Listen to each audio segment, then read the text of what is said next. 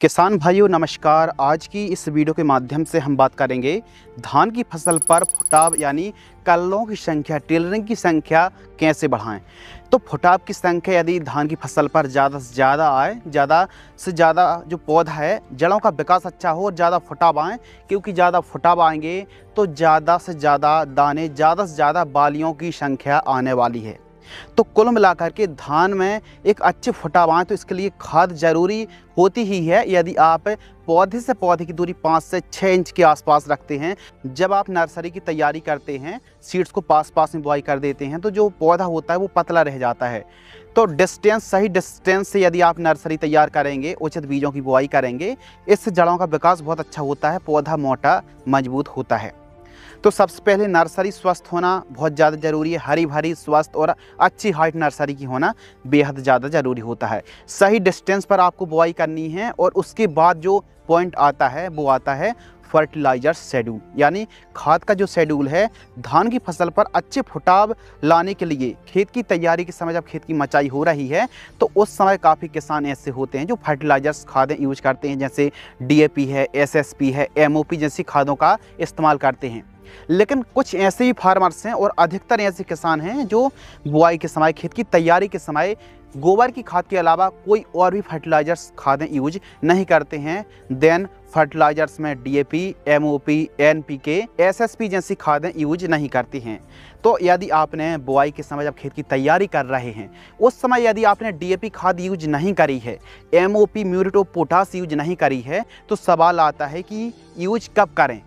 तो आइए हम बात करते हैं, यदि आपने बुआई के समय या फिर जब खेत की तैयारी कर रहे हैं तो उस समय आपने NPK की खादें या फिर कोई भी रासायनिक खादों का यूज, DAP खाद का यूज किया ही नहीं है, तो आपको अच्छे फुटाव मिले तो आप कौन कौन सी खादें यूज करना है। तो सबसे पहले आपने प्लांटेशन कर दिया और आपने देखा होगा कि अभी 20 दिन 30 दिन की फसल पर नेमेटोड्स की भी समस्या आ रही, कुछ इस प्रकार नेमेटोड्स की भी समस्या आती है। तो इसको भी कंट्रोल करने के लिए और सही समय पर सही खादें, जो उर्वरक खादों का संतुलित मात्रा पर यूज करेंगे तो ज़्यादा फुटाव, जड़ों का अच्छा विकास होगा और स्वस्थ हरी भरी आपकी फसल रहने वाली है। तो जो पहली खाद है 7 दिन से लेकर के 10 दिन के बीच में होती है, जैसी आपने रोपाई कंप्लीट करी है 7 से 10 दिन के बीच में पहली खाद का यूज कर लेना चाहिए। इस समय 1 एकड़ के लिए 30 किलोग्राम से लेकर के 45 किलोग्राम तक आपको यूरिया खाद लेना है और इसके साथ मिक्स करना है DAP खाद 40 से 50 किलोग्राम।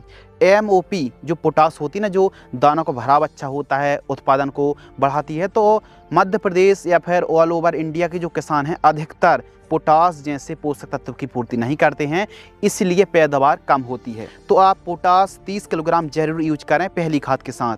और आपने देखा होगा कि जड़ों में कई प्रकार की कीटों की समस्या आती है, तो इसके लिए क्लोरपाइरीफास 500 ml यूज करना है। यह जड़ों में लगने वाले कीटों पर काफ़ी अच्छा कंट्रोल मिलता है। 500 ml क्लोरपाइरीफास 50% वाली अच्छा काम करती है। और इसके साथ हम ले रहे हैं अच्छी जड़ों की बूस्टिंग मिले और जड़ों का विकास के साथ साथ हरियाली अच्छी हो, फसल स्वस्थ और दमदार रहे, तो रैली गोल्ड हम ले रहे हैं टाटा की 4 किलोग्राम। तो टाटा रैलीज की रैली गोल्ड में काफ़ी ऐसे पोषक तत्व हैं जो फसल की ग्रोथ में, चाल में, बढ़वार में, हरियाली में बहुत अच्छा काम करती है। तो 1 एकड़ के लिए 4 किलोग्राम रैली गोल्ड दानेदार पर्याप्त होती है। इन सभी को अच्छे तरीके से मिक्स कर लीजिए और फिर आप 1 एकड़ में इस डोज का इस्तेमाल करना है। ये पहला डोज है। जबकि दूसरा डोज 30 से 40 दिन की फसल होती है तो यूरिया खाद 45 किलोग्राम। और ज़्यादा से ज़्यादा फुटाव के लिए सबसे बढ़िया कोई चीज़ काम करती है तो वो है जिंक। जी हाँ दोस्तों, जिंक हमारी फसल को गहरी हरियाली के साथ साथ ज़्यादा से ज़्यादा टेलरिंग की संख्या बढ़ाने के लिए, ज़्यादा टेलर आएँ, ज़्यादा फुटाव आएँ, ज़्यादा से ज़्यादा यानी एक प्रकार से फुटान क्षमता की वृद्धि करने के लिए, उसको बूस्टिंग करने के लिए जिंक सल्फेट बहुत अच्छा काम करती है। जिंक सल्फेट मार्केट में 33% वाली ही आपको यूज करना चाहिए, जो मार्केट में अलग अलग नामों से मिलती है। तो जिंक सल्फेट में जिंक भी है, सल्फर भी है, 5 किलोग्राम पर्याप्त होती है। और इसके साथ ह्यूमिक एसिड जो जड़ विकास में अच्छा काम करेगा 500 ग्राम किसी बेस्ट कंपनी का।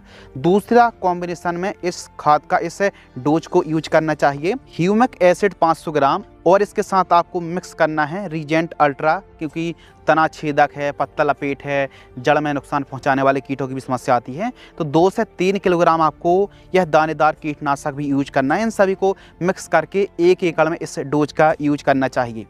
जबकि तीसरी खाद 45 से 50 दिन के आसपास की फसल होती है, तो इस समय सल्फर बहुत अच्छा काम करती है।